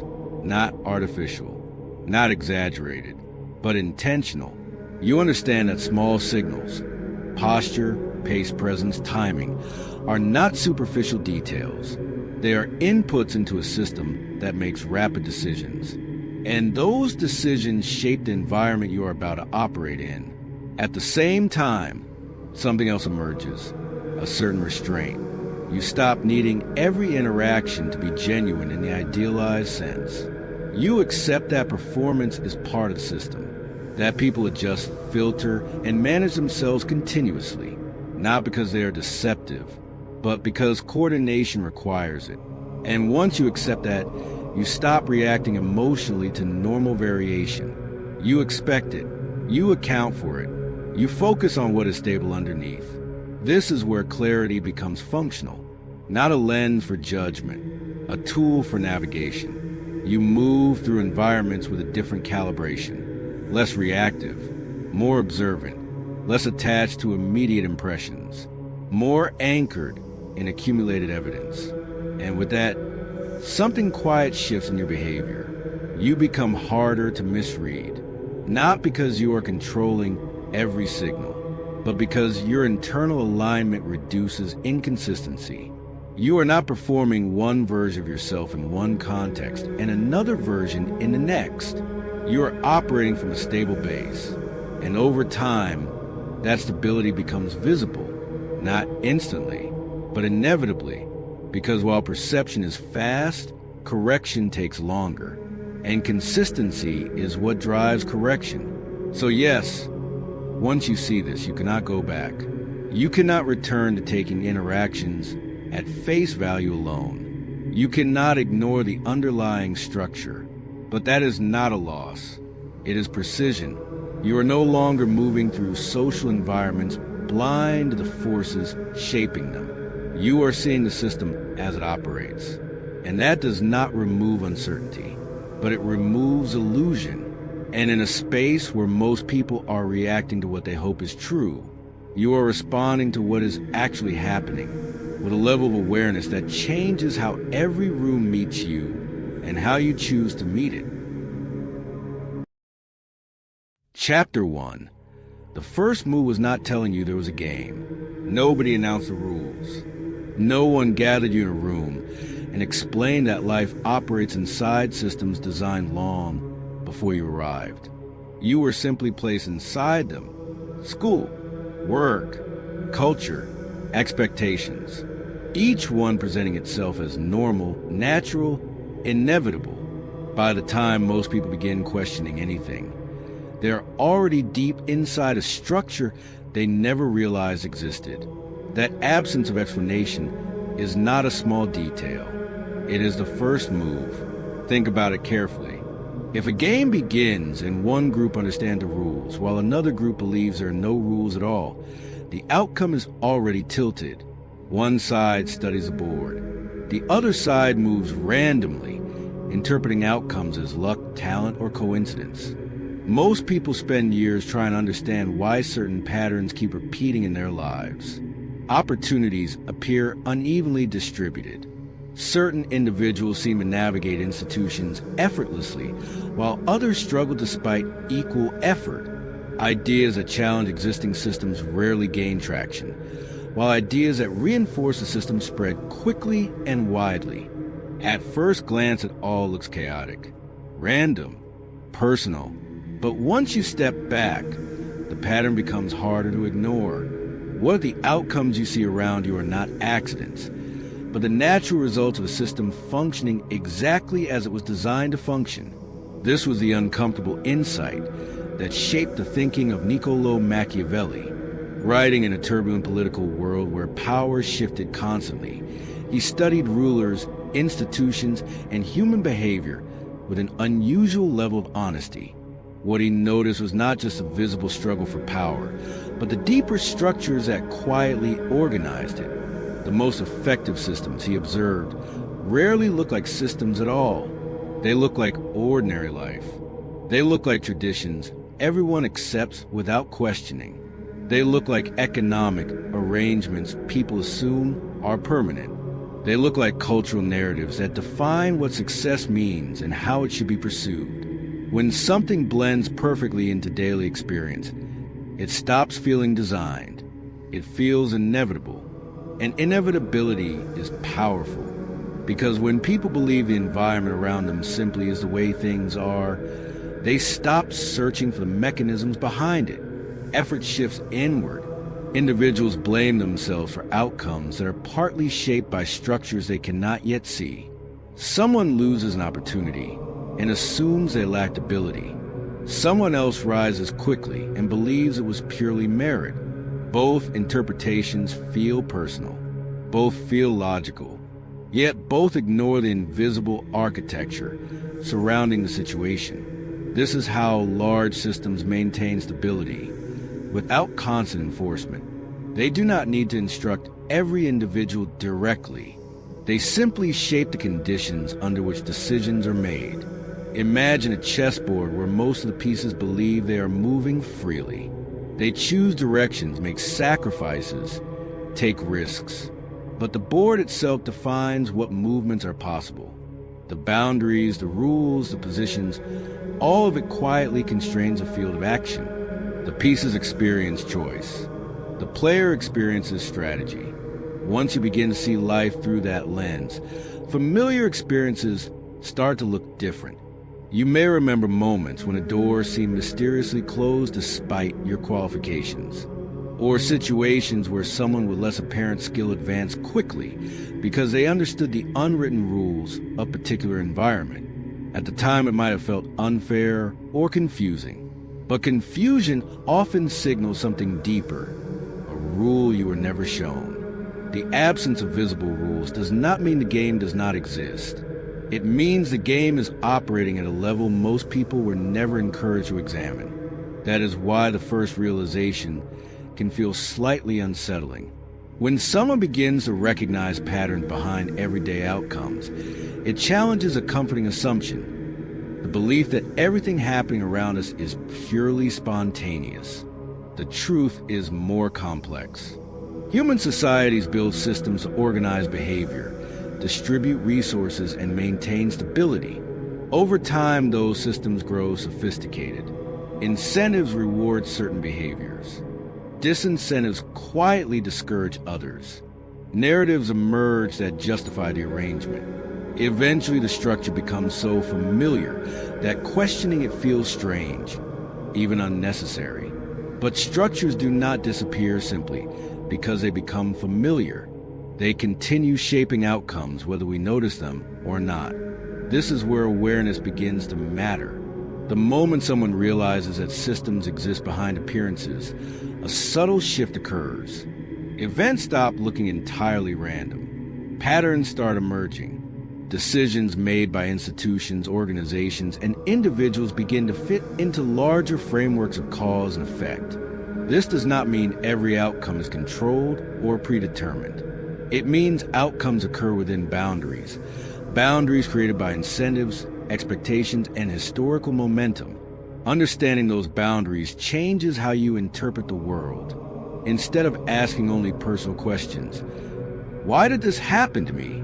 A different set of questions emerges. What conditions made this outcome likely? Who benefits when things unfold this way? What incentives encourage this pattern to continue? These questions do something powerful. They move your attention from isolated events to the structures surrounding them. And once attention shifts to structures, the sense of randomness begins to fade. Patterns appear in politics, in workplaces, in cultural trends, even in everyday social interactions. The same forces that guide large institutions often echo in smaller environments. Families, teams, communities. Some individuals notice these patterns instinctively. Others encounter them slowly through experience. But once the possibility enters your mind, the idea that invisible frameworks guide visible events, the world starts looking more organized than it first appeared. This realization does not make life cynical. It makes it clearer. Clarity reveals that success and failure rarely emerge from a single factor. Talent matters. Effort matters. Timing matters. But the surrounding system also matters, sometimes more than people realize.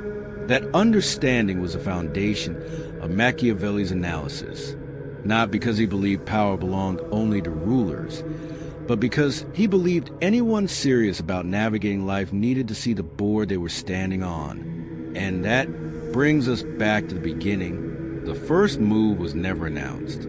No one formally explained that life unfolds inside layered systems shaped by history, incentives, and human psychology. People simply entered the world and started playing without realizing there was a board beneath their feet. But once someone recognizes that the board exists, something changes. Confusion gives way to observation. Observation leads to understanding. And understanding quietly reshapes every move that follows. The game was already in motion long before you noticed it.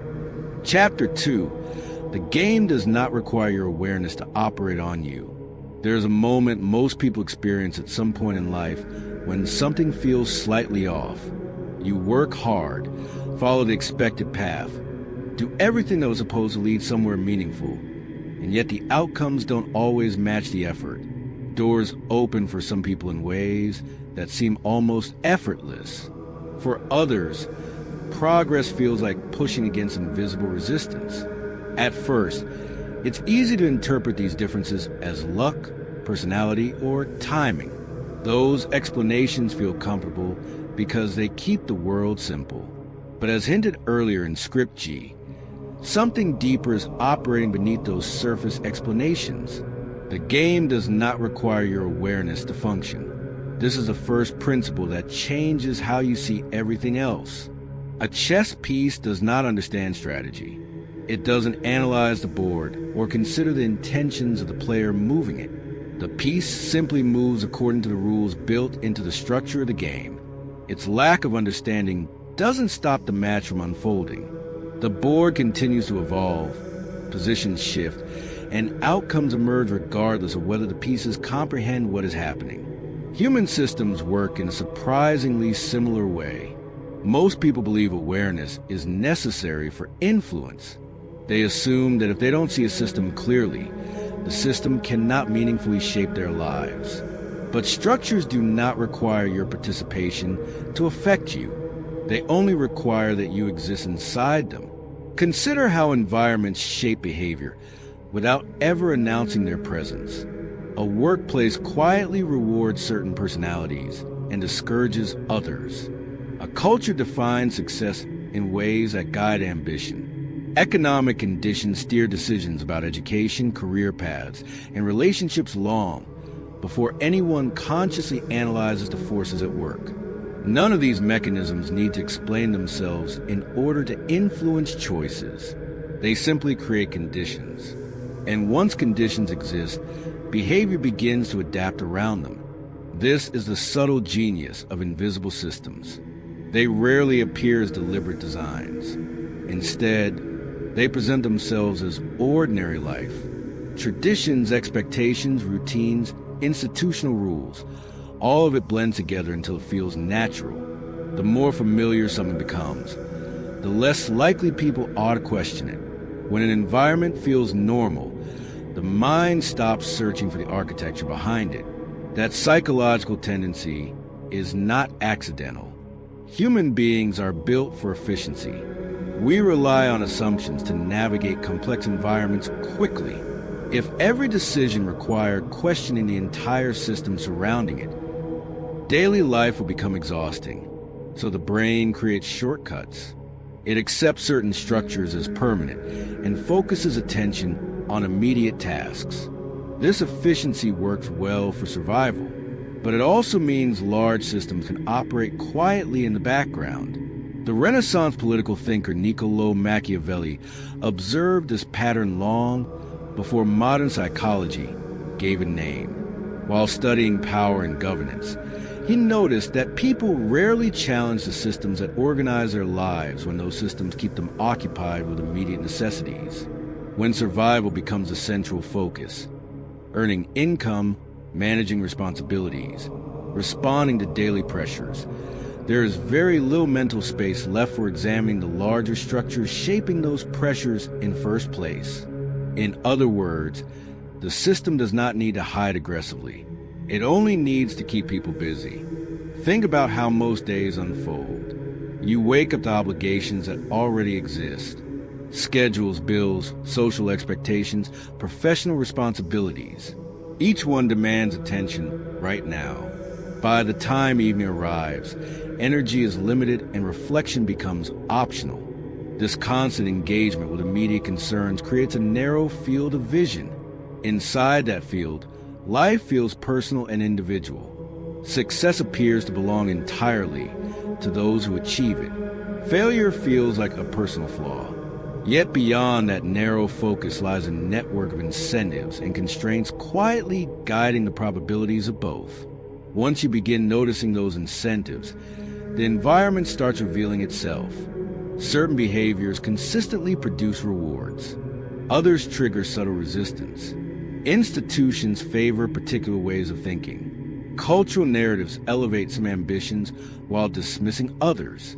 None of these patterns require central authority, directing them moment by moment. They emerge from structures built over time, structures that continue operating long after their creators are gone. This is why invisibility is so effective. A visible system invites scrutiny.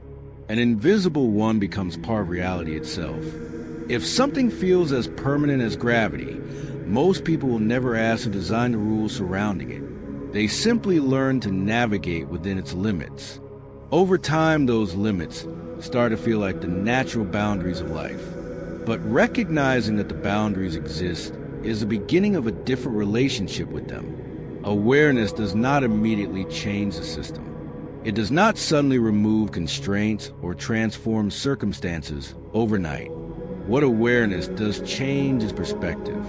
Events that once felt random begin to reveal patterns. Decisions made by institutions or influential individuals start to make sense when viewed through the lens of incentives rather than appearances. You begin to notice that outcomes rarely emerge from isolated moments. They emerge from environments. And environments are always shaping behavior, whether we see them or not. This insight can feel unsettling at first because it challenges a deeply comforting assumption, the belief that we are always acting inside a neutral landscape. But the reality revealed through observation is far more interesting. Human systems are dynamic fields of influence. They reward certain strategies. They discourage others. They amplify particular voices, while quietly reducing the reach of competing ideas. These patterns continue operating whether individuals recognize them or remain completely unaware.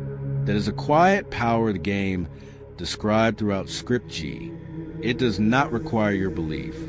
It does not require your understanding. It does not even require your attention. It simply continues unfolding to the structure surrounding you, shaping choices, guiding opportunities, and influencing outcomes in ways that most people only begin to notice much later, if they notice them at all. Chapter 3. How the game was designed to stay invisible. If you tell someone their life is being shaped by a hidden system, their first reaction is usually skepticism. The mind jumps immediately to dramatic images, secret meetings, shadowy figures, some central authority pulling strings behind the scenes. But that image is misleading, and understanding why is essential. The system described throughout Script G does not operate like a conspiracy. Conspiracies require constant coordination. They require secrecy, discipline, and ongoing control over countless individuals. History shows that such arrangements rarely survive for long. People talk, plans unravel, power shifts. A system that depends entirely on secrecy eventually collapses under its own complexity. The game that actually shapes human societies works differently. It is quieter, more stable, far more sophisticated. Instead of relying on direct control, it relies on structure. Imagine an architect designing a building. Once the walls are placed, once the doors and hallways are arranged, people inside that building will move in predictable ways. They will follow the paths available to them. They will use the entrances that exist and ignore the spaces that are difficult to reach. The architect does not need to stand inside the building telling everyone where to walk. The design itself quietly guides behavior. Human systems operate on the same principle. The most powerful forms of influence rarely appear as commands. They appear as environments, systems of incentives and consequences that gently push behavior in certain directions while discouraging others.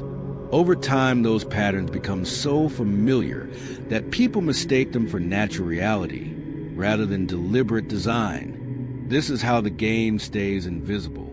When outcomes emerge from structures instead of direct orders, the structures disappear from attention. People see only the results. Promotions, opportunities, cultural trends, economic pressures. The mechanisms behind those outcomes remain hidden in plain sight. This insight was central to the thinking of Niccolò Machiavelli. While studying the rise and fall of governments during the Renaissance, he noticed something striking. The rulers who maintained power the longest were rarely the ones who relied on brute force. Force attracts resistance. It creates enemies. It exposes the hand of the person using it. The rulers who endured understood something deeper. They shaped the environment. Instead of controlling every individual decision, they influenced the conditions under which decisions were made. Laws, institutions, cultural expectations, economic arrangements. Each one quietly guided behavior. People believed they were acting freely, yet their choices unfolded inside a structure that had already narrowed the range of possibilities.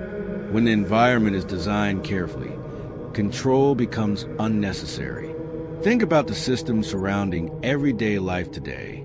Education channels young people towards certain paths while discouraging others. Corporate hierarchies reward particular personality traits and working styles. Media narratives elevate some ambitions while dismissing others as unrealistic or irresponsible. None of these mechanisms need to issue commands. They simply create patterns of reward and consequence. Over time, those patterns begin shaping identity itself. A person raised inside a particular environment learns what success looks like before they ever question whether that definition was constructed. They learn which risks feel acceptable and which feel dangerous. They absorb the invisible rules of the system long before they realize those rules exist. And once a rule feels normal, people start defending it. This is one of the most fascinating dynamics of invisible systems. The individuals most influenced by them often become their strongest protectors, not because they intend to maintain control for someone else, but because the structure has become part of their understanding of reality. Challenging it would require rethinking everything they assumed about how the world works. So the system continues operating, reinforced not only by institutions, but by ordinary participants who believe they are protecting stability, fairness, or common sense. This is why powerful structures rarely need constant intervention. from those who benefit most from them. The environment does the work. Incentives guide behavior. Cultural narratives justify the arrangement. Social pressure discourages challenges that might expose deeper mechanisms. The result is a system that regulates itself. You see this pattern everywhere once you begin looking for it. Certain ideas spread rapidly through society because they align with existing incentives. Others disappear quietly because they threaten the structure those incentives support. No single authority needs to suppress them directly. The environment itself filters what survives. From the outside, everything appears spontaneous, but patterns repeat too consistently to be random. Careers follow predictable pathways. Industries protect their own interests. Cultural conversations move in cycles that reinforce the status quo more often than they challenge it. Each piece fits together like parts of a structure built slowly over decades. This does not mean every part of the system was designed by a single mind. Human societies evolve through countless decisions made by different individuals across generations. But certain people understand the mechanics of influence earlier than others. They recognize how environments shape behavior, and they build institutions accordingly. Once those institutions exist, the pattern continues. New participants enter the system and adapt to it without questioning the design. They learn the incentives. They follow the available paths.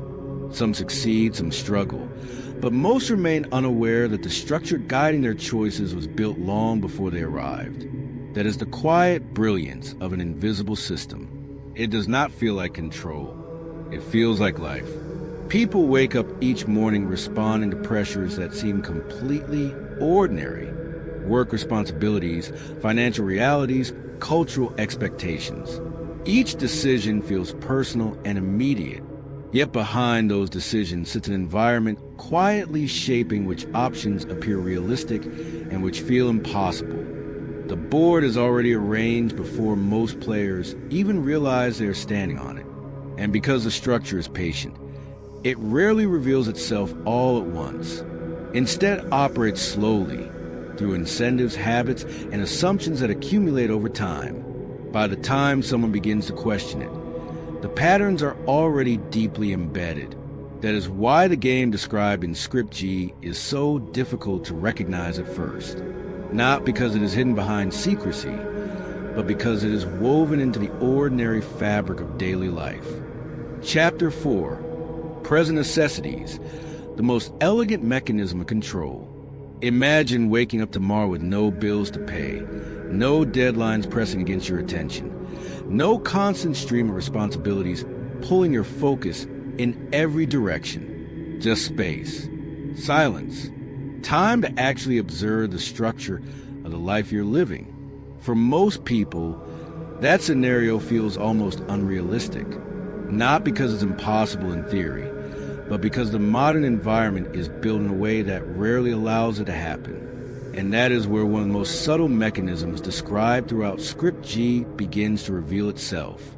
The system rarely controls people through obvious force. It controls them through urgency.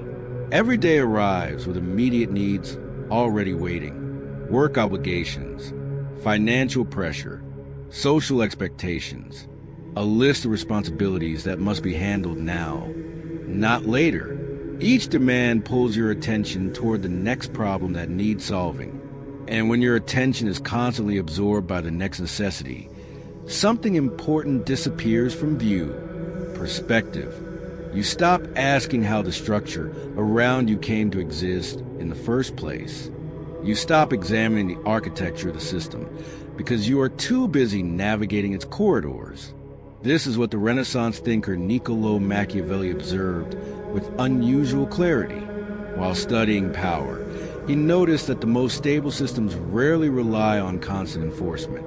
They rely on conditions that keep people occupied with survival, progress, and immediate concerns. When life demands your full attention in the present moment, reflection becomes a luxury. Consider how this plays out in ordinary routines. A person wakes up early, rushes to work, spends the day responding to tasks that feel urgent and unavoidable. When evening arrives, energy is low. The mind seeks relief, not analysis. Entertainment becomes the easiest way to reset before the next cycle begins. Day after day, the same rhythm repeats. There is nothing unusual about this pattern. In fact, it feels completely normal. Yet that sense of normality hides something remarkable. A life filled with constant necessities leaves very little room for examining the systems that generate those necessities. You focus on paying bills rather than questioning why certain economic structures determine how bills exist in the first place. You focus on meeting expectations rather than examining who defined those expectations and what purpose they serve. You focus on coping with pressure rather than analyzing the environment that continuously produces that pressure. None of this requires deception. No one needs to stand in front of you and say, "Don't ask questions." The structure simply ensures that you rarely have the time, energy, or distance required to ask them deeply. That is why this mechanism is so effective. Force creates resistance. Obvious manipulation creates suspicion. But necessity feels legitimate. It feels unavoidable. When people are busy solving immediate problems, they assume the environment creating those problems must simply be the natural shape of reality. And so the system continues operating quietly in the background. Think of it like navigating a maze. When you are inside a maze, every decision demands attention. Turn left, turn right, find the next opening. Your mind is focused entirely on movement within the structure. From that perspective, the maze feels endless and confusing. But someone standing above it sees something completely different. From above, the entire structure becomes visible. The walls reveal their pattern.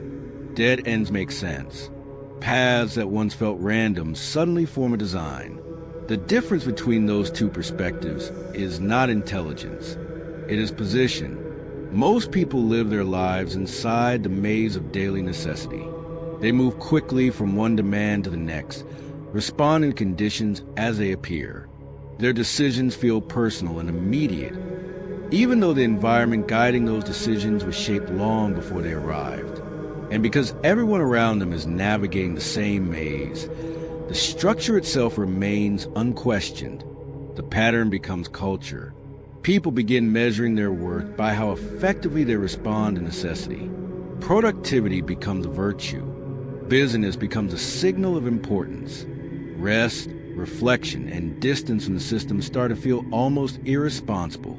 Over time, the environment reinforces itself. The more energy people invest in navigating daily pressures, the less likely they are to step back and examine the forces creating those pressures. The system doesn't need to hide its design aggressively. It simply fills life with enough activity to keep the design out of view. But here is where something interesting happens. The moment someone begins noticing the pattern, even slightly, their relationship to the system begins to change. They may still participate in the same routines. They may still meet the same responsibilities, but the automatic acceptance of those routines starts to fade. Instead of seeing daily pressures as isolated events, they begin recognizing them as pieces of a larger structure. They start asking different questions. Why do certain pressures repeat across so many lives? Why do particular institutions produce the same patterns generation after generation? Why do some environments reward endless urgency while discouraging reflection? These questions do not instantly remove necessity from life. Bills still exist. Responsibilities still demand attention. But awareness introduces a small but powerful shift.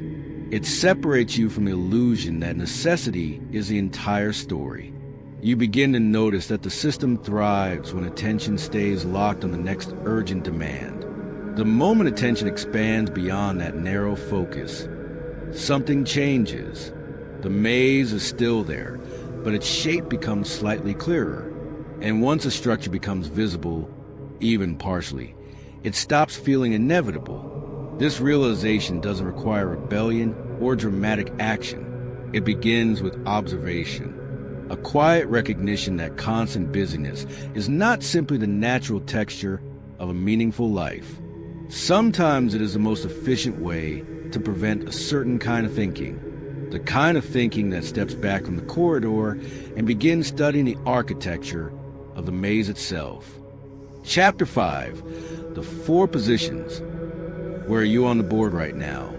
Let's begin with a question that most people never stop to ask. If life is a game of structures, incentives, and invisible rules, where exactly are you standing on the board? Not in terms of status, not in terms of wealth or education. Those things can be misleading. The real distinction lies in how clearly a person sees the system they're living inside and what they do with that awareness. When you observe the patterns of power closely enough, 4 positions begin to emerge. These positions are not permanent identities. They are states of awareness and behavior. People move between them over time, sometimes without even realizing it. Understanding them is the first step toward understanding your own relationship with the game. The first position is the unconscious piece. This is where the majority of people exist, and not because they lack intelligence or ambition. Quite the opposite. Many unconscious pieces are highly capable individuals who have learned how to operate effectively within the environment around them. They study the rules they are given. They work hard. They pursue advancement. They build families, careers, and reputations. Their life feels like a sequence of personal choices and individual outcomes. Success appears to be the result of effort. Failure appears to be the result of insufficient effort. The system itself remains invisible. This invisibility is what makes the position so stable. When someone believes the rules of their environment are simply the natural order of the world, they do not question them. In fact, they often defend them. They pass those rules on to others as advice, wisdom, and life lessons. Work hard. Follow the path. Do what works. None of these ideas are necessarily wrong, but they operate entirely inside the system's boundaries. The unconscious piece becomes deeply skilled at playing by the rules while never asking who wrote those rules or why they exist. In this way, the system quietly reproduces itself through the people living inside it. Then something shifts for a smaller group of individuals. They begin to notice patterns. This is the second position. The conscious piece. A conscious piece can sense that something larger than individual effort is shaping outcomes. They notice recurring structures inside institutions. They observe that certain behaviors are rewarded again and again, while other forms of thinking quietly disappear from the environment. At first, this awareness can feel empowering, but it often becomes uncomfortable very quickly. Because seeing the system does not automatically grant the ability to navigate effectively. A conscious piece understands that the board exists, but they have not yet learned how to move across it strategically. This creates a strange psychological tension. Part of them wants to challenge the structure. Another part feels trapped inside it. They oscillate between clarity and frustration, moments when the architecture of power feels obvious, followed by moments when navigating everyday life requires temporarily ignoring that clarity. It is an uneasy place to stand. The Renaissance political thinker Niccolò Machiavelli believed awareness, without strategy, was a fragile position. Seeing the game matters, but it does not change outcomes unless it is paired with the ability to act deliberately within the environment, which leads us to the third position, the unconscious player. This individual is often mistaken for someone who simply got lucky. Their career advances smoothly. Their influence grows. They seem to move through institutions with unusual ease. But what appears effortless is usually instinct. An unconscious player has absorbed the rules of the system so thoroughly that they operate by them automatically. They recognize opportunity without needing to analyze it. They sense shifts in social dynamics before others notice them. They make decisions that place them in advantageous positions again and again. If you ask them to explain exactly how they do it, many would struggle. They simply know. This instinctive fluency allows them to win inside the system consistently. Yet it also carries a hidden vulnerability. Because when someone succeeds through intuition alone, they may not fully understand the mechanics behind their success. And systems do not stay static forever. Institutions evolve. Power shifts. Cultural values transform. When the environment changes dramatically, instinct alone may not be enough. The unconscious player who once navigated the system effortlessly can suddenly find themselves disoriented. The rules they mastered have quietly moved. Which brings us to the final position, the conscious player. This is the rarest place on the board. A conscious player sees the structure as shaping outcomes, but unlike the conscious piece, they do not remain stuck in observation. They study the incentives built into institutions. They recognize how influence travels through networks. They analyze the patterns that determine which ideas rise and which disappear, and then they act accordingly. A conscious player does not waste energy pretending the system does not exist. They also do not waste energy resenting it endlessly. Instead, they treat it as an environment to be understood. They pay attention to leverage. They notice timing. They recognize that power rarely moves in straight lines. It flows through relationships, perception, and positioning. Their advantage is not simply awareness. It is awareness combined with intention. Every move becomes more deliberate. Decisions are made with a wider perspective. Situations that once looked random begin revealing patterns. What once felt like chaos begins to look like structure. And once a person begins seeing the board this way, a quiet but profound shift occurs. They stop asking whether the game exists. They begin asking something far more important. Where exactly am I standing on the board right now? Chapter 6. The Unconscious Piece. Why intelligence alone does not set you free. There is a dangerous assumption many intelligent people carry without realizing it. They believe that intelligence automatically protects them from manipulation, from structural influence, from systems quietly shaping their lives. It does not. In fact, intelligence can make someone more deeply embedded inside a system rather than less. Because intelligence, when directed only towards solving problems within an environment, becomes an instrument that strengthens the environment itself. This is a position known as the unconscious piece. It is important to understand this position carefully, because it is not defined by weakness. It is not defined by ignorance in the ordinary sense. Some of the most capable individuals in society occupy this position. Doctors, executives, scholars, professionals who have mastered extremely complex fields. Their intelligence is real. Their discipline is real. Their achievements are real. And yet the system that shaped those achievements remains almost entirely invisible to them. Why? Because their intelligence has been trained to operate inside the rules rather than question the rules. From an early age, most people are rewarded for learning how the environment works and adapting to efficiently. Schools reward those who follow structured paths. Institutions reward those who perform well within defined expectations.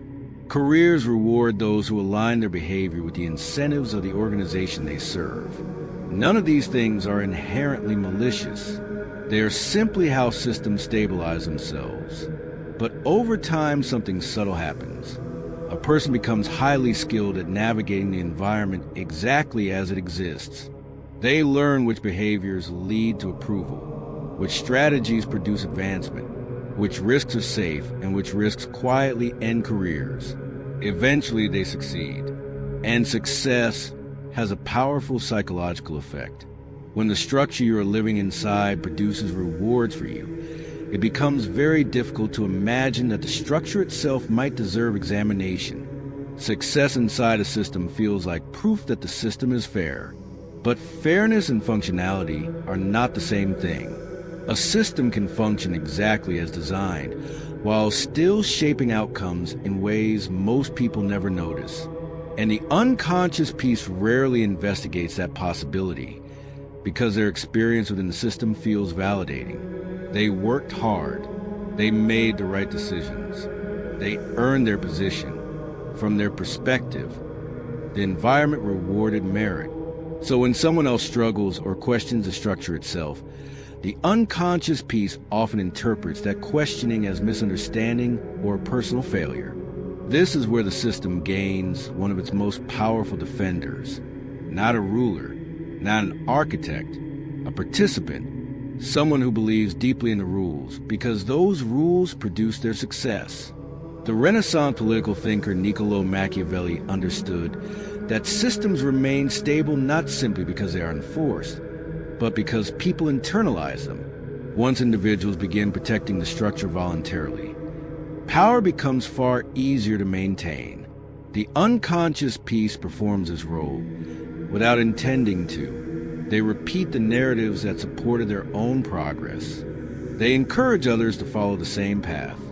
They explain success using the same framework that worked for them. Work harder, stay disciplined, play by the rules. Again, none of these ideas are inherently wrong. Hard work matters. Discipline matters. But when those principles are treated as the entire explanation for success, something important disappears from the conversation: the structure itself. Consider how often systems reward people who adapt to them, while quietly marginalizing those who question them. An employee who performs efficiently within an organization often advances faster than the one who spends time analyzing the organization's deeper incentives. Not because questioning lacks intelligence, but because questioning the system does not help the system maintain itself. Over time, this dynamic creates a powerful feedback loop. The individuals who succeed most visibly become living proof that the system works. Their achievements reinforce the belief that the rules are correct. Their voices become influential because their lives appear to validate the structure. And so the unconscious piece begins doing something remarkable. They become the boundary of the system. When someone starts noticing patterns of power or questioning the incentives behind institutions, the unconscious piece often responds immediately. They dismiss the idea. They label it pessimistic or unrealistic. They reassure others that the system simply rewards effort and discipline. They do this sincerely.